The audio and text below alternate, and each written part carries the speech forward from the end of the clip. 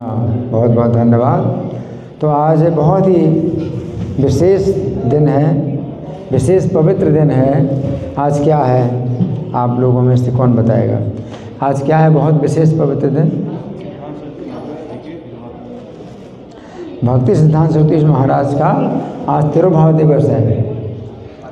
यहाँ पर देख रहे हैं आप मूर्ति, इधर इधर इधर इधर इधर मेरे हाथ, ये जो मेरे बाईं तरफ है, इधर देख रहे हैं, इधर देखिए, इधर देखिए, इधर देखिए, नहीं देख रहे? अरे माता जी इधर देखो, इधर देखो, इधर देखो, इस दावत ये मूर्ति है। यहाँ पर कोई मूर्ति दिखाई दे रही है? हैं? कितनी देर में देख पाए हैं? कितनी देर से बोल रहा हूँ? देखने में प्रॉब्लम है ना, साथ साथ कुछ और भी प्रॉब्लम है, एक देखने की प्रॉब्लम नहीं है, कुछ और भी प्रॉब्लम है, समझने की भी प्रॉब्लम है। सबसे ज़्यादा तो प्रॉब्लम समझने की है। मैं समझा रहा हूँ, इधर देखो तो उधर नहीं देख रहे हैं। हाँ, मेरा हाथ को मत देखो, मेरी हाथ की दिशा देखो। मैं अपने हाथ की दिशा दिखा रहा हूँ, इधर देख रहे हो? इधर देख रहे, इधर देख रहे, इधर देख, कहाँ देख रहे? आपका हाथ ही नहीं मुझे दिख रहा ना, मेरे हाथ की दिशा इधर, इधर देख रहे हो? किसकी मूर्ति है? और माता जी इधर देख रहे हैं। इधर जो मूर्ति है किसकी मूर्ति है? कौन बताएगा? श्रील प्रभुपाद की नहीं है, प्रभुपाद की मूर्ति ये है, ये प्रभुपाद की मूर्ति है। और ये है इनके गुरु महाराज भक्ति सिद्धांत सरस्वती ठाकुर।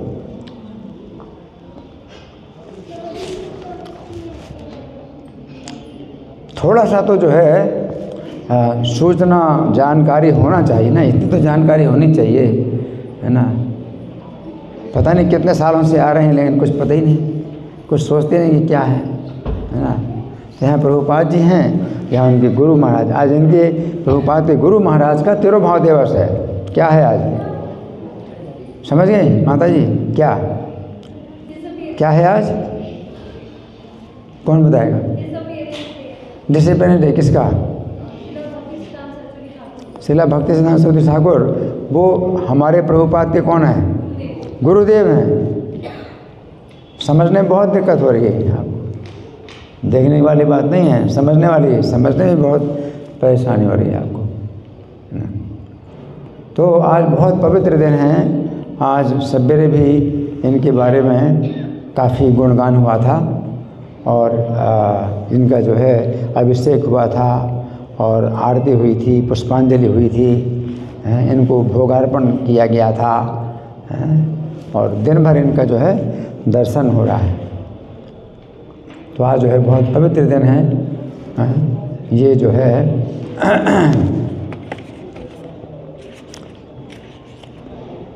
इनका कुछ जीवन चरित्र है कि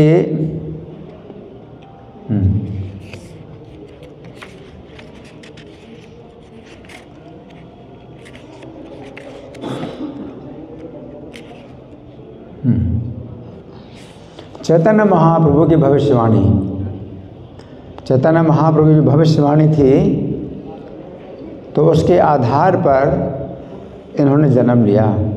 ये भौतिक संसार के कोई जीव नहीं हैं। हम लोग जो जीव हैं ये भौतिक संसार के जीव हैं।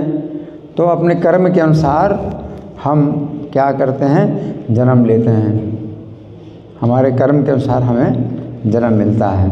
हाँ, लेकिन कोई महापुरुष ऐसे होते हैं जो कर्म के अनुसार जन्म नहीं लेते हैं, बल्कि भगवान के धाम से आते हैं।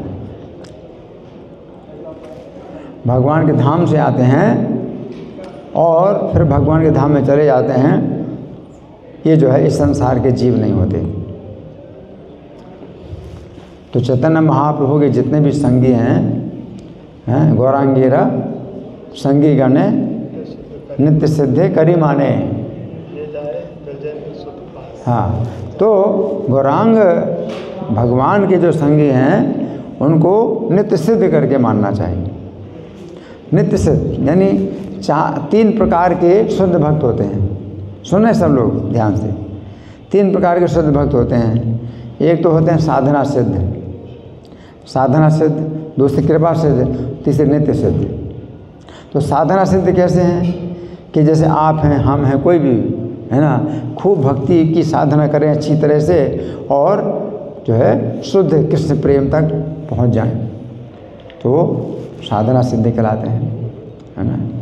तो इस जीवन काल में उन्होंने खूब तीव्र भक्ति की और भक्ति करके और कई जन्मों से भी हम भक्ति करते आ रहे हैं। इस जीवन की भक्ति में जो है हमारी साधना, पहले के जन्मों की भी भक्ति उसमें जुड़ गई, तो क्या हो गई, हमें जो है पूर्ण भक्ति प्राप्त हो गई, जो कि कृष्ण प्रेम के धरातल पर आ गए।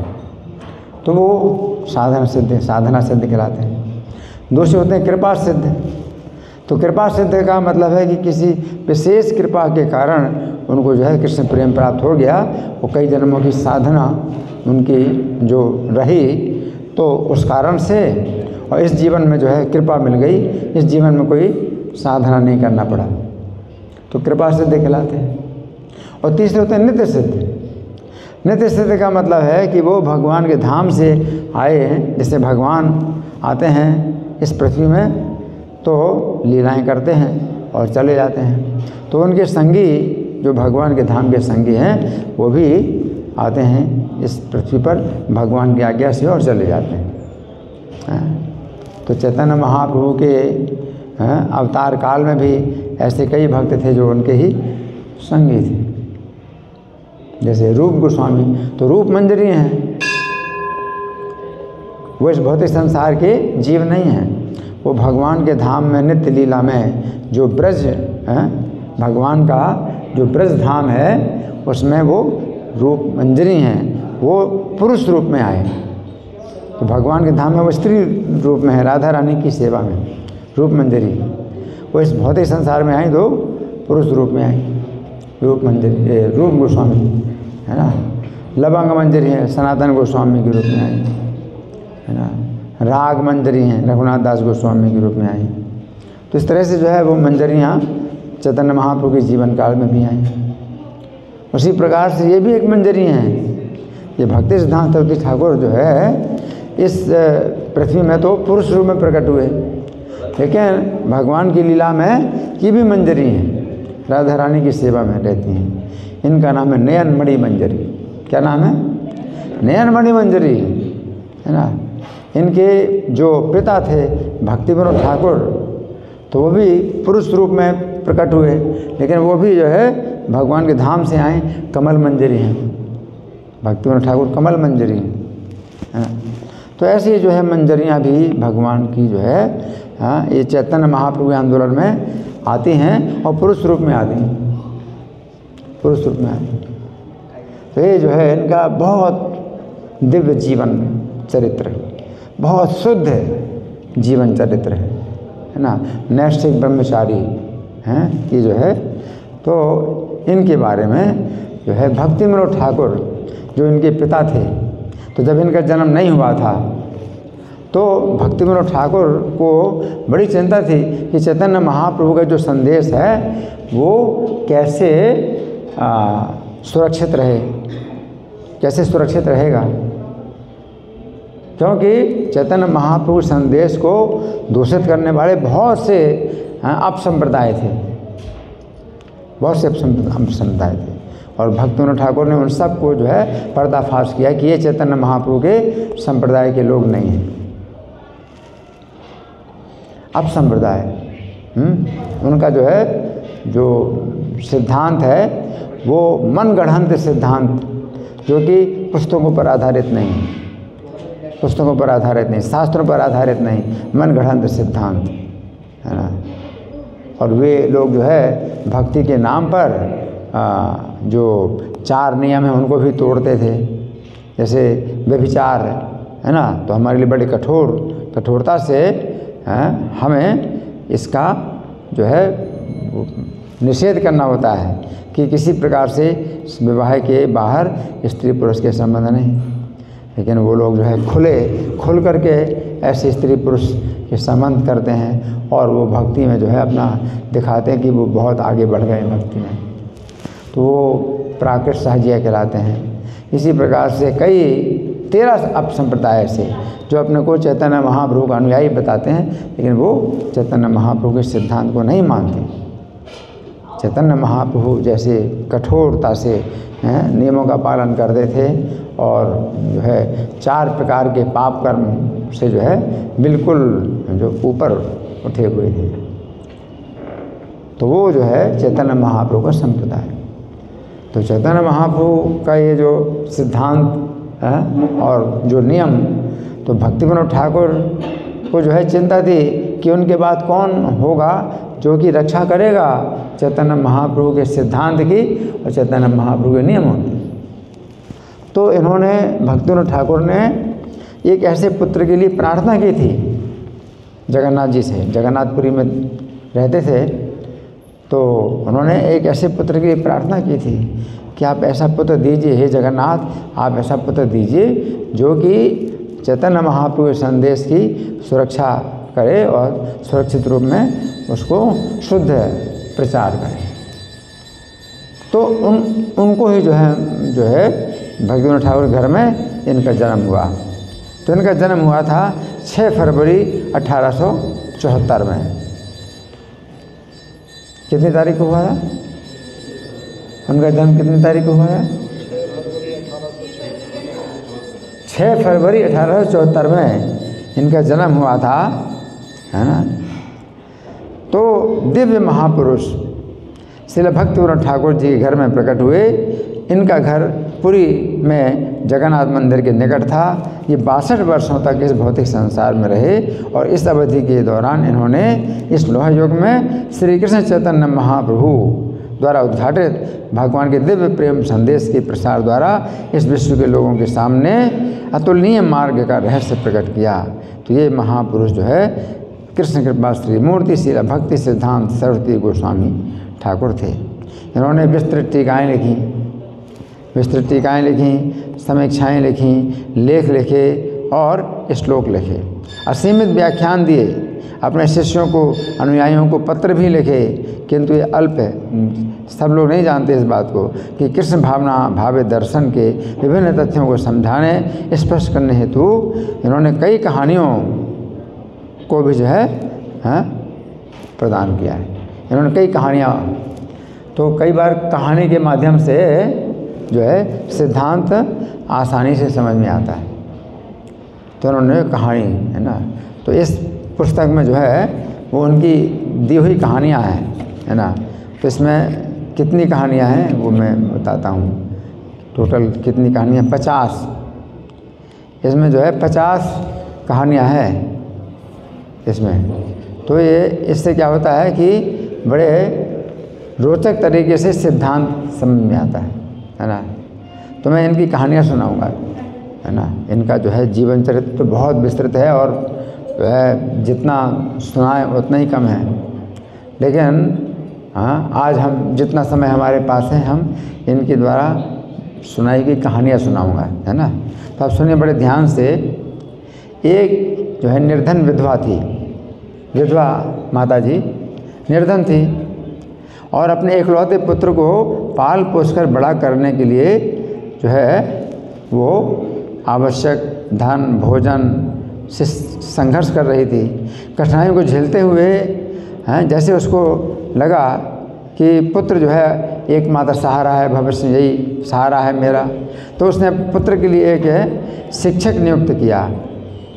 ट्यूशन के लिए जो है एक शिक्षक नियुक्त किया और शिक्षक की फीस देने के लिए कभी कभी उधार भी लेना पड़ता था। अब 10 रुपया महीना वो देती थी, तो 10 रुपया महीना उस समय बहुत ज़्यादा होता था।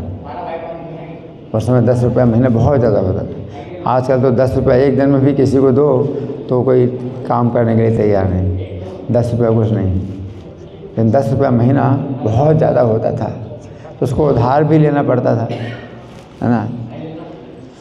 तो 7वीं कक्षा में जब उसका लड़का आ गया तो शिक्षक ने जो है उसको रेखागणित पढ़ाई। तो जैसे ही लड़के ने ज़ोर से बोलते हुए पढ़ा ABC एक त्रिकोण है, होता है ना ABC त्रिकोण मतलब ट्रायंगल, ABC एक त्रिकोण है। तो लड़के की मदर कक्षा में आ गई और शिक्षक पर चिल्लाने लगी। इस लड़के को 7वीं कक्षा में आने के पश्चात तो अपनी कक्षा में उन्नति करनी चाहिए, परंतु आप तो इसे ABC ही पढ़ा रहे हैं। अब वो डांटने लगी, ट्यूशन जो पढ़ा रहा था शिक्षक को डांटने लगी हैं कि भाई आप उसको ABC पढ़ा रहे हो, 7वीं कक्षा में आ गया है हैं।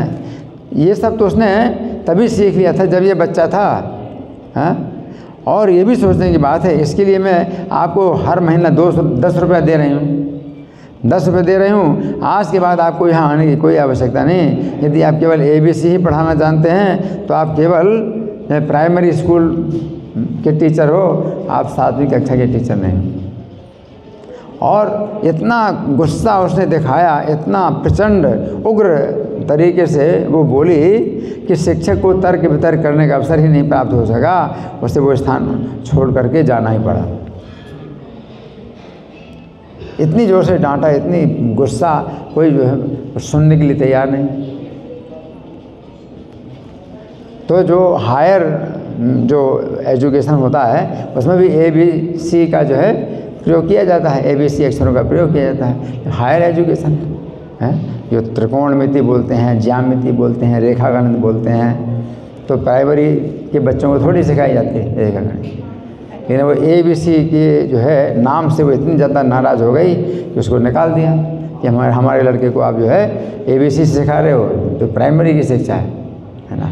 अब देखिए इसका तात्पर्य क्या है, अब सुनिए भक्ति सिद्धांत सरस्वती ठाकुर तात्पर्य बताते हैं, है ना।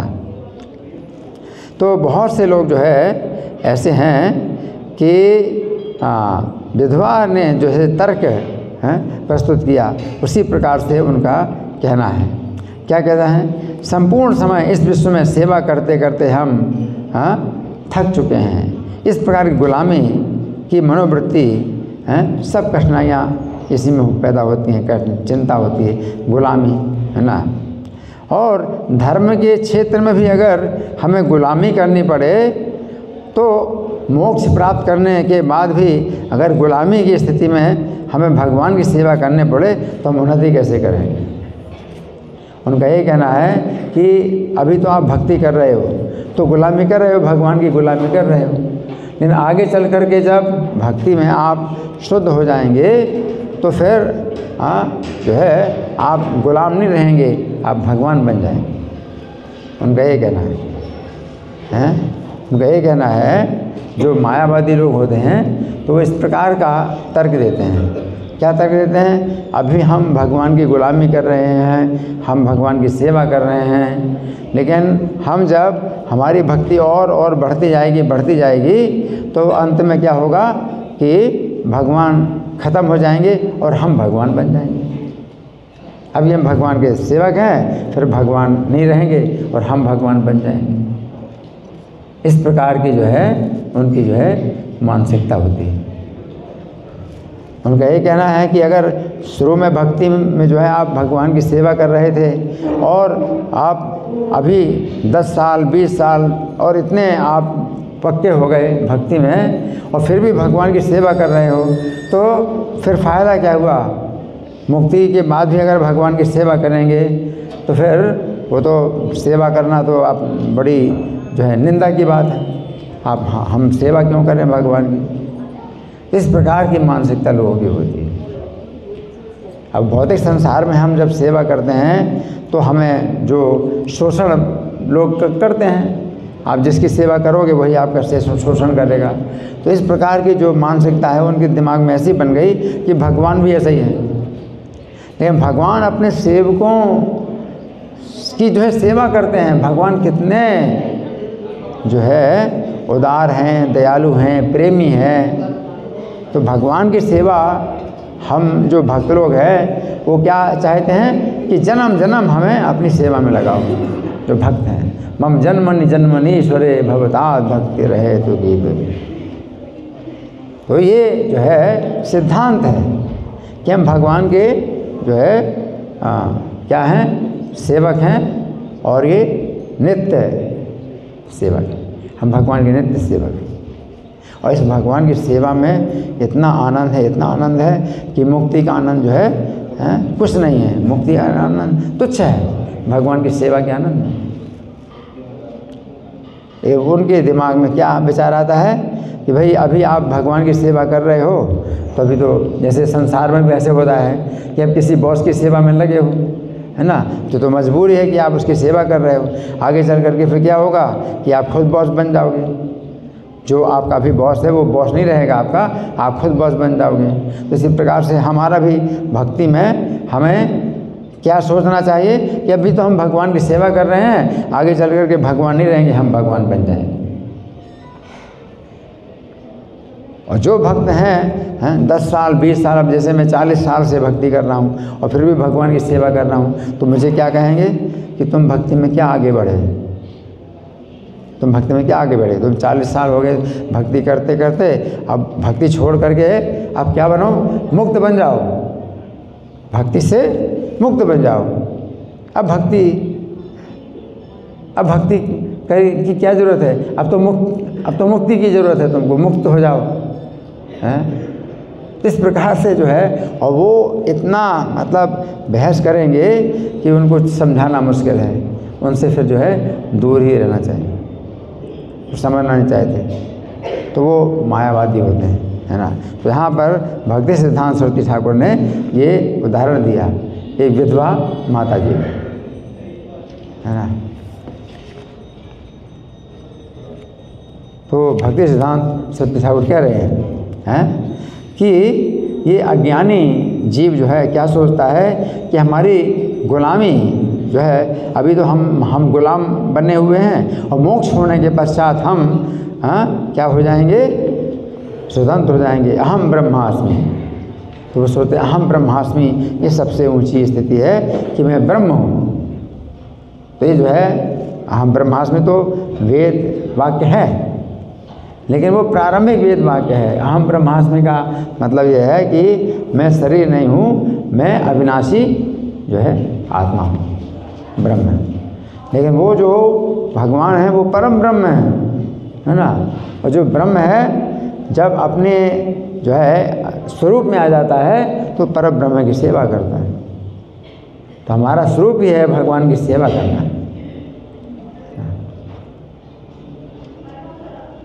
तो वो इस सुख को ना समझ करके वो सोचते हैं कि ये जो है हरे कृष्णा वाले जो है ये बस हरे कृष्णा ही करते रहेंगे।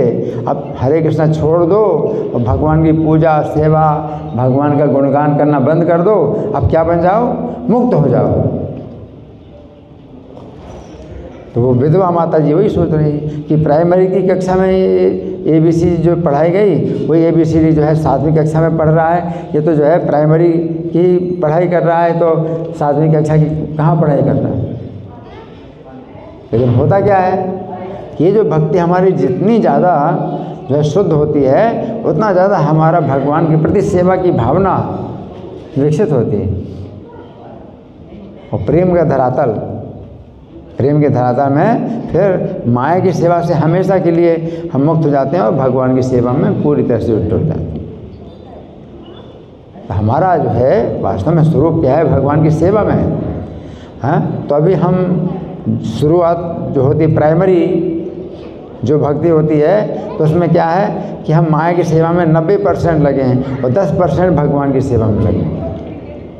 लेकिन जैसे हम और आगे बढ़ते हैं प्राइमरी से, हम और कक्षा 7वीं में आते हैं, 8वीं में आते हैं, तो हमारी जो है माया की जो सेवा है वो घटती जाती है। 90% थी प्राइमरी कक्षा में, माया की सेवा 90% थी, भगवान की सेवा भगवान की सेवा 10% थी। अब कक्षा 7 में हम आ गए तो अब वो 90% जो माया की सेवा थी वो घट गई। अब कितनी हो गई, 50%। और भगवान की सेवा हो गई 50%। कक्षा 8वीं में जब आप आते हैं भक्ति के क्षेत्र में, जब कक्षा 8 में आते हैं तो माया की सेवा फिर 40% रह जाती है और भगवान की सेवा 60%। इस तरह से चलते चलते जब आप स्नातक हो जाते हैं, बैचलर, भक्ति में आप जब बैचलर हो जाते हैं, डिग्री होल्डर हैं, आपको डिग्री मिल जाती है, तो उस समय आपकी जो है जो माया की सेवा है वो 10% रह जाती है और भगवान की सेवा 90% हो जाती है। फिर आप पोस्ट ग्रेजुएट होते हैं भक्ति में। जब पोस्ट ग्रेजुएट होते हैं भक्ति में तो फिर क्या है, भगवान की जो माया की सेवा है वो 10% से घट करके 1% रह जाती है और भगवान की सेवा 99% हो जाती है। तो इस प्रकार से आप जो है जैसे शुद्ध होते हैं तो माया की सेवा घटते घटते घटते घटते हैं, कहाँ 90% माया की सेवा थी और अभी 1% रह गई माया की सेवा, 99% भगवान की सेवा। और फिर जब उससे भी ऊपर उठते हैं तो फिर क्या होता है, माया की सेवा 0% और भगवान की सेवा 100%। ये है, लेकिन उनका दिमाग जो है खराब, जो मायावादी उनका दिमाग खराब है। तो कहते हैं कि प्राइमरी कक्षा में भी तुम जो है भक्ति कर रहे थे, अब जो है ऊपर की कक्षा में जब आए हो तो भक्ति छोड़ करके अब ज्ञान का अभ्यास करो कि हम अब किसी के सेवक नहीं हैं, हम खुद ही क्या बन गए, भगवान बन गए। लेकिन भागवतम में लिखा है कि कोई व्यक्ति अगर इस प्रकार से अपने को मुक्त समझता है, ये निर्विंदाक्ष विमुक्त मानिनस, अपने को मुक्त समझता है कि मैं भगवान की सेवा से मुक्त हो गया, तो तयस्त भावात अविशुद्ध बुद्धिया, और आपके प्रति सेवा की भावना खत्म हो गई इसकी, तो उसकी बुद्धि क्या है, अशुद्ध है। और आरोह के क्षण परम पदम तथा, अगर मुक्ति के पद में पहुंच भी गया तो गिर जाएगा नीचे, आपके चरण कमलों की सेवा का आदर नहीं करता है तो नीचे गिर जाएगा। तो अगर आप ये सोचते हैं कि हम जो है अभी भक्ति कर रहे हैं, भगवान की हम सेवा कर रहे हैं और आगे चल कर के हमारी सेवा की भावना घटती जा रही है और हम मुक्त होते जा रहे हैं, तो आपकी बुद्धि क्या है, अशुद्ध है। आप गिर रहे हैं, आप नीचे जा रहे हैं और आप सोच रहे हैं हम ऊपर जा रहे हैं। आप सोच रहे हैं कि अब तो मैं मुक्त हो गया, अब तो मैं जो है भगवान की भक्ति से भी मुक्त हो गया, भगवान की सेवा से भी मुक्त हो गया और मैं अब जो है क्या हो गया, भगवान बन गया।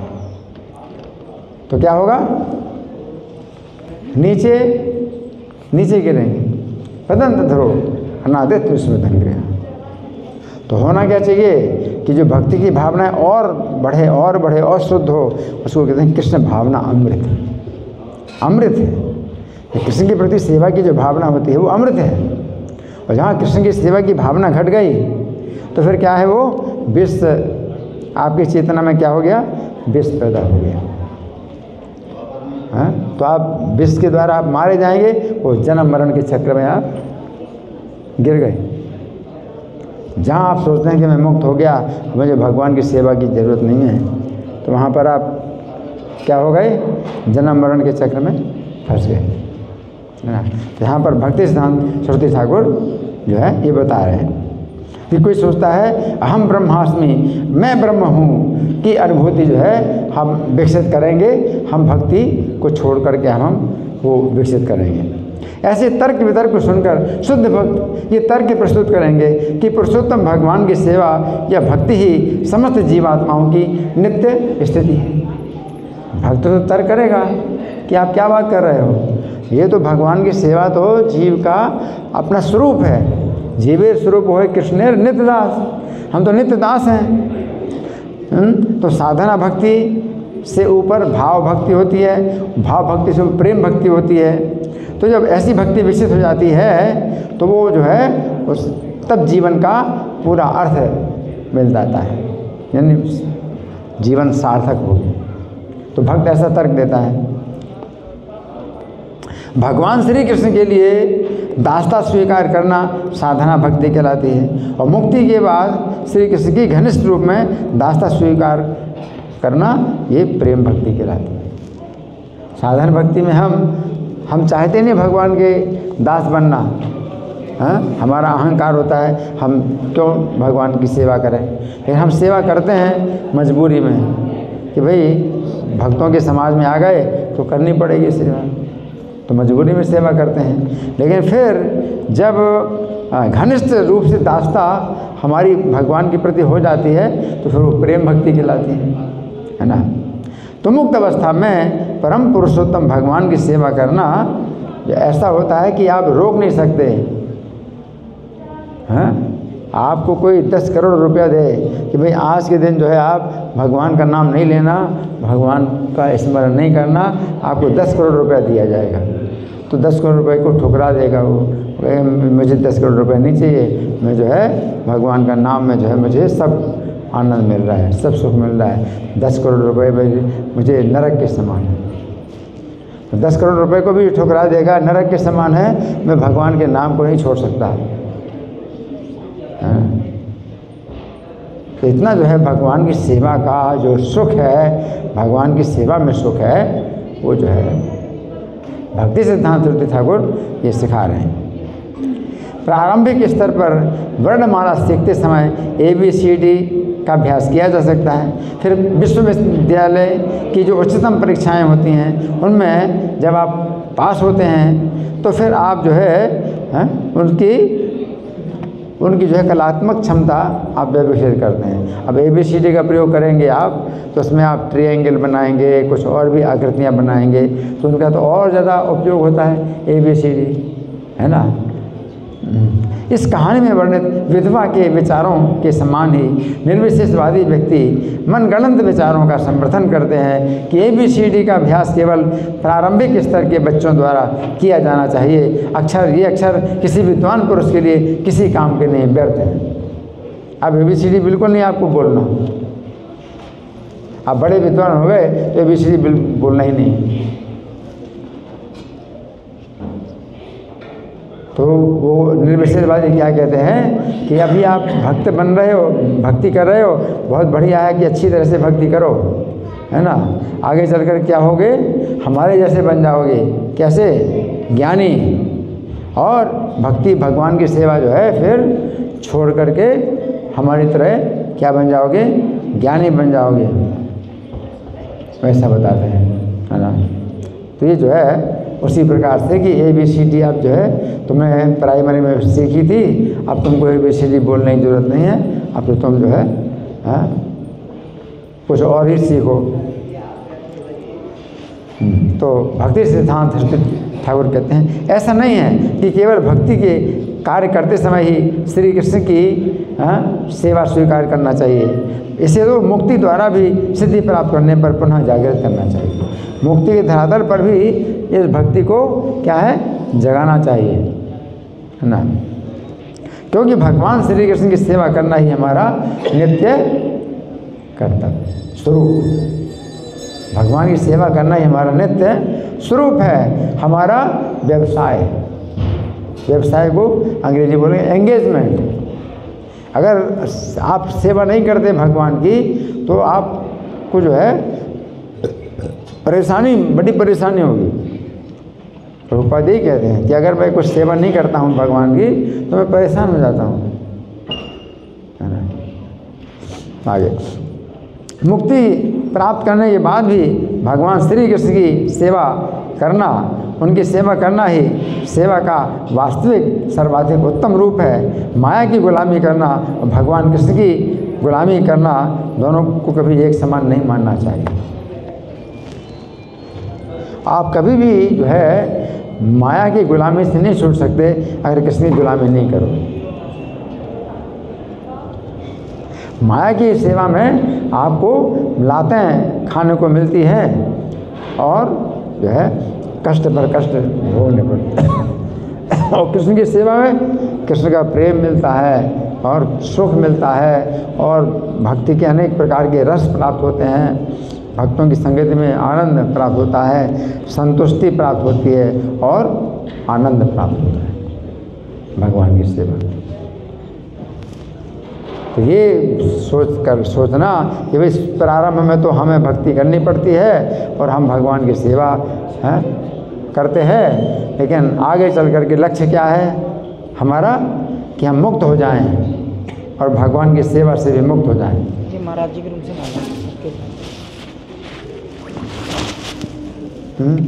तो क्या ऐसा है कि अभी तो आप मंदिर आ रहे हैं और आप जो है ये प्रवचन सुन रहे हैं, आगे चल करके आप जो है ऐसे आओगे, अगर कभी मंदिर आए तो फिर ऐसे करोगे ऐसे करोगे। भगवान को हाथ भी नहीं जोड़ते। अब वो सोचते हैं हम जो है भगवान से भी बड़े हो गए, क्या भगवान के समान हो गए, अब हम भगवान के सामने ऐसे करते हैं ऐसे करते हैं, तो बहुत आप जो है उन्नत हो गए। क्या ठीक है? ठीक है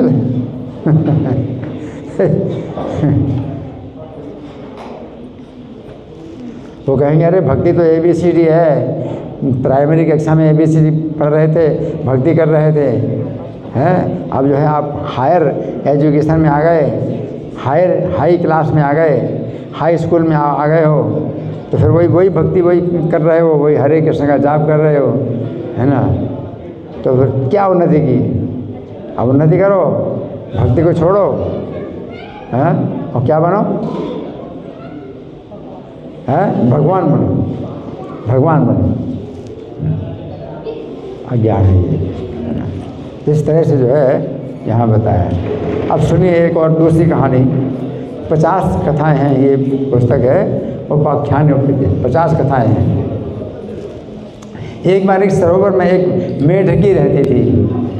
सरोवर में कौन? मेढकी रहती थी। एक दिन उसके पुत्र को टंकी के निकट एक हाथी दिखाई दिया। मेढकी का बच्चा था, तो टंकी के पास जो है हाथी दिखाई दिया। तो मेढक का बच्चा अपनी माता के पास वापस आया, उत्साहपूर्वक बताने लगा, माँ आज मैंने एक विशाल जानवर देखा है। मेढकी के बच्चा अपनी माँ को बता रहा है, मैंने आज एक विशाल जानवर देखा है। तो मेढकी ने पूछा, सच? कितना बड़ा था वो जानवर? तो मेढक के बच्चे ने उत्तर दिया, अरे वो तो आपसे बहुत अधिक बड़ा था। मेढकी ने अपने शरीर को फुलाया, इतना बड़ा? अब मेढकी अपना शरीर फुला रही है, इतना बड़ा? उसके बच्चे ने जवाब, नहीं इससे बड़ा। तो मेढकी ने अपने शरीर को और ज़्यादा फुलाया, फिर पूछा, क्या इतना बड़ा? उसके बच्चे ने जवाब, नहीं माँ इससे भी कहीं बड़ा। इस प्रकार से मेढकी अपने धीरे धीरे अपने शरीर को और अधिक फुलाती रही और हर बार बच्चा बताता रहा, इससे अधिक बड़ा, इससे भी बड़ा। अंत में अपने शरीर को सीमा से अधिक फुलाने का प्रयास करते हुए मेढकी का पेट फट गया, विस्फोट हुआ और पेट फट गया उसका। अब इसमें जो है उपदेश क्या है? ऐसे तुच्छ जीव जो स्वयं को भगवान मानते हैं, ऐसे तुच्छ जीव हैं तो अपने स्वयं को भगवान मानते हैं, ऐसा समझते हैं कि मेरे बराबर कोई नहीं, न मुझसे बड़ा कोई है। इस सत्य को जानते हुए भगवान तो जो है भगवान के बराबर कोई नहीं, मुझसे बड़ा कौन है, इस सत्य को जानते हुए भी हैं वे जो है भक्ति में हैं मुक्त आत्मा की तुलना में स्वयं को उनके बराबर होने की कल्पना करते हैं। तो ये जीव मिथ्या अहंकार के कारण अभिमान से फूले हुए मेढक के समान नष्ट हो जाते हैं। अभिमान से फूले हैं, अभिमान से फूले हैं, है ना। तो भगवान के जो है दर्शन नहीं करते हैं, दर्शन करते हैं तो ऐसे करते हैं ऐसे करते हैं, है ना। जो दूसरे भक्त हैं और बड़े उन्नत भक्त हैं उनके सामने भी ऐसे करते हैं ऐसे करते हैं। तो वो उसी प्रकार से जैसे मेढक जो है फूलने की कोशिश करता है, अपने शरीर को फुलाता है। तो अपने अहंकार के कारण अभिमान से फूले हुए मेढक के समान नष्ट हो जाते हैं। तो चैतन्य महाप्रभु ने कहा है, ज्ञानी जीवन मुक्त दशा पाइनु करी माने, वस्तुता बुद्धि शुद्ध नहे कृष्ण भक्ति बिने। कि जो ज्ञानी है अपने को सोचते हुए जीवन मुक्त हो गया, अब मुझे भक्ति करने की जरूरत नहीं है, उसकी बुद्धि क्या है? शुद्ध नहीं है। कृष्ण भक्ति के बिना उसकी बुद्धि शुद्ध नहीं है। मायाधीश मायावश ईश्वरे जीवे भेद, हेर जीव ईश्वर सह कहता अभेद। तो जो भगवान माया के अधीश्वर हैं और जीव माया के अधीन हैं, है ना। तो ईश्वर जीव में ये भेद है। ईश्वर क्या है? माया के अधीश्वर है, मायाधीश हैं, और जीव क्या है? मायाधीन है, माया के अधीन है। जीव ईश्वर में भेद है। हाँ, और फिर भी वो मायावादी क्या बोलता है कि जीव और ईश्वर में भेद नहीं। अब कितना बड़ा भेद है, जीव में ईश्वर में कितना बड़ा अंतर है कि जीव तो माया के अधीन है और ईश्वर जो है माया के अधीश्वर है। और फिर भी कहता है कि जीव ईश्वर में भेद नहीं है। प्रभु कहे विष्णु विष्णु ही है ना कहीबा, जीवत में कृष्ण ज्ञान कभू ना करीबा। तो अब मेरे को प्रभु समझता है, कहता है मैं अब हरे कृष्णा नहीं बोलूँगा, है ना। तो वो अधम जो है उसको कृष्ण का ज्ञान कभी नहीं होगा। सन्यासी चित कर्ण जीव किरण कर्ण सम, षडैश्वर्य पूर्ण कृष्ण है सूर्योपम। तो भगवान कृष्ण जो है सूर्य के समान है। और जो सन्यासी, जो मायावादी सन्यासी है वो सूर्य की किरण के समान है ना। जीव ईश्वर तत्व कभी नहीं सम, तो ईश्वर तत्व में जीव तत्व में कभी समानता नहीं हो सकती। ज्वलत अग्नि राशि ऐसे स्फुरंगे कण, जैसे कि एक तो जो है प्रज्वलित अग्नि है, महान प्रज्वलित अग्नि के समान है ईश्वर, और जो जीवात्मा है वो एक छोटी सी चिंगारी है। जय मूढ़ कहे जीव ईश्वर होए सम, सहिता पाखंडी होए दंडे तारे यम। जो मूर्ख जीव अपने को ईश्वर के समान समझता है तो वो पाखंडी है और यमराज के दंड का पात्र होता है। यमराज के द्वारा उसको दंड प्राप्त होता है ना। तो यहाँ पर उनकी जो है व्याख्या है। विस्फोटक मेढक की इस लघु कथा का वर्णन करते हुए श्रील भक्ति सिद्धांत सरस्वती ठाकुर निर्देश देते हैं कि एक बड़ा व्यक्ति होने से तो एक अच्छा इंसान होना श्रेष्ठ है। मैं ईश्वर हूँ, मैं आत्मज्ञानी हूँ, इस प्रकार का अहंकार ही जीवों के बंधन का मूल कारण है। वो व्यक्ति जो श्री हरि के प्रति शुद्ध भक्ति से प्रबुद्ध है वो स्वयं को इस भौतिक प्रकृति का स्वामी मानने की कभी कल्पना नहीं करता। ये भौतिक प्रकृति भगवान की शक्ति है और ये भौतिक प्रकृति के द्वारा हम बंधे हुए होते हैं, हम इसके स्वामी नहीं होते। तो जो कोई मूर्ख जीव जो है भगवान की सेवा नहीं करता और भौतिक प्रकृति का स्वामी बनने की कोशिश करता है, भौतिक संसार का भोक्ता समझता है, तो ऐसे व्यक्ति को स्वयं को अपने गुरु और सभी वैष्णव जनों के चरण कमलों की धूल के कण के समान अब समझना चाहिए। ऐसे व्यक्ति को अगर अपनी रक्षा करना चाहता है तो अपने को इतना बड़ा ना मान करके क्या समझे कि गुरु और वैष्णवों के चरण कमलों की धूल का में एक कण हो, ऐसा समझे। व्यक्ति को अपने अंतर मन में विनम्रता उत्पन्न करने का प्रयास करना चाहिए, क्योंकि बद्ध जीवात्मा कभी भी परम ब्रह्म नहीं हो सकता।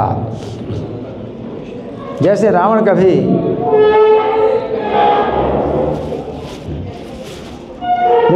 कभी राम नहीं बन सकता। क्या? रावण कभी राम नहीं बन सकता। अब रावण क्या सोचता है कि मैं सीता का हरण कर लिया है, अब सीता मेरी पत्नी हो गई तो मैं राम बन गया। क्या हो गया? उसका सर्वनाश हो गया। अरे क्या कर रहे हो?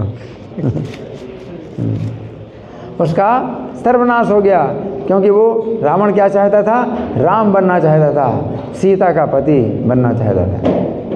सर्वनाश हो गया। तो जीव जो है कभी ईश्वर जो है नहीं बन सकता।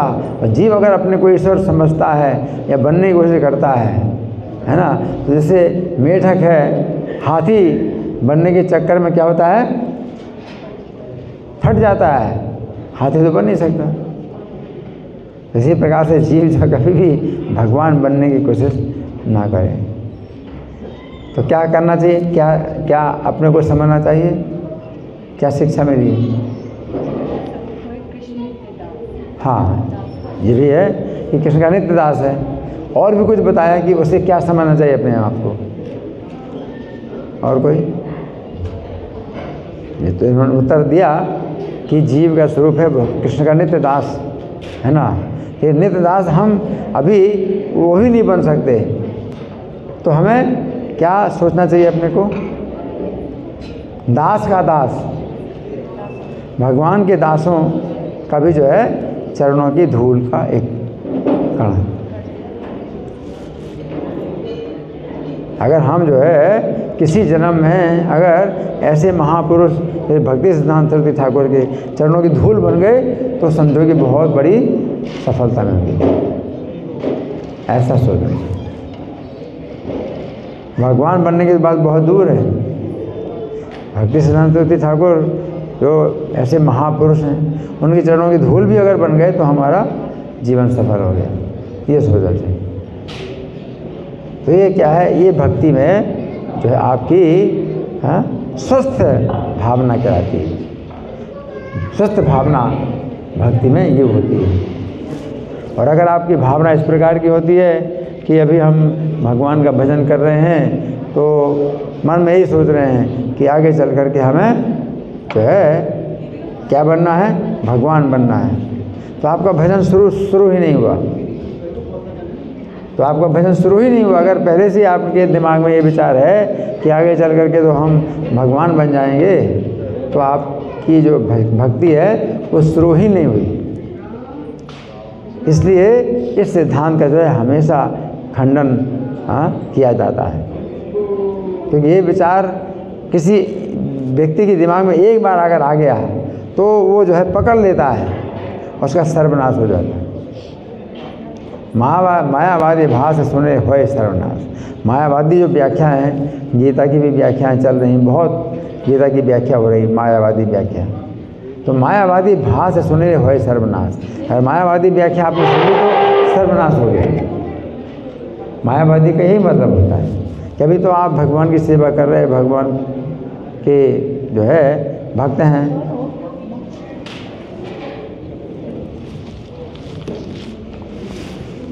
अभी तो आप भगवान के भक्त हैं, लेकिन आगे चल कर के हम क्या बन जाएंगे, हम भगवान बन जाएंगे।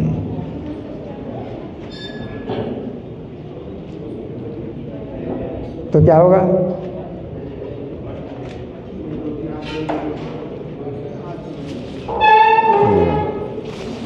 तो क्या होगा? आप अगर ऐसा सोचते हैं कि अभी तो हम भक्ति कर रहे हैं, हम भक्त बने हैं, आगे चल कर के हम भगवान बन जाएंगे, तो क्या होगा इसका परिणाम? है? जोर से बोलो।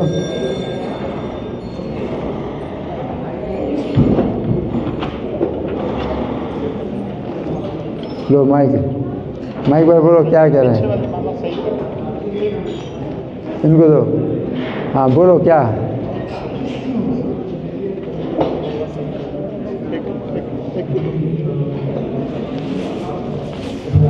आएगी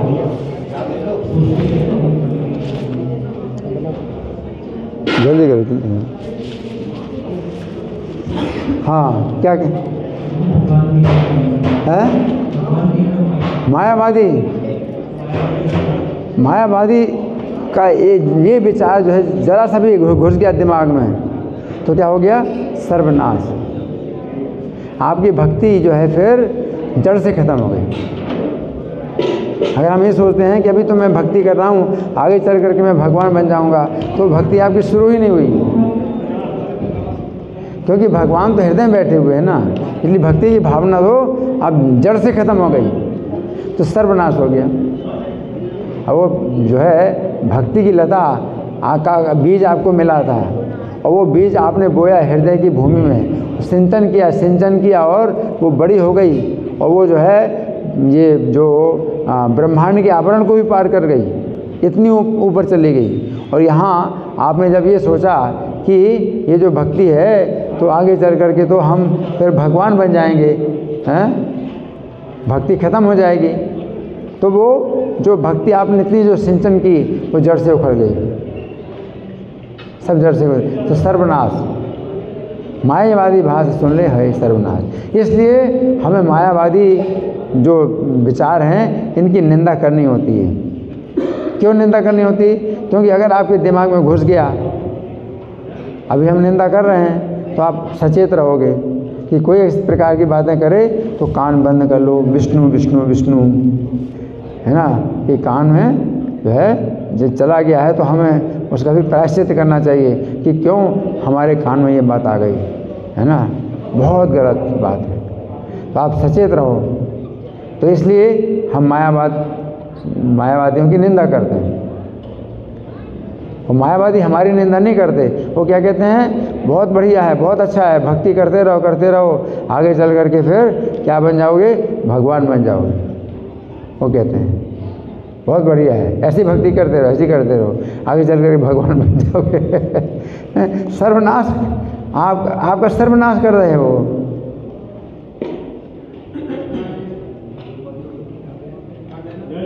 इससे जो है बहुत सचेत रहना है। ये विचार घुस गया दिमाग में तो क्या हो गया, सर्वनाश हो गया। इसलिए हमारे आचार्य जो है बहुत जो है चेतावनी देते हैं कि ये विचार जो है आपके दिमाग में बिल्कुल नहीं आना चाहिए, हैं।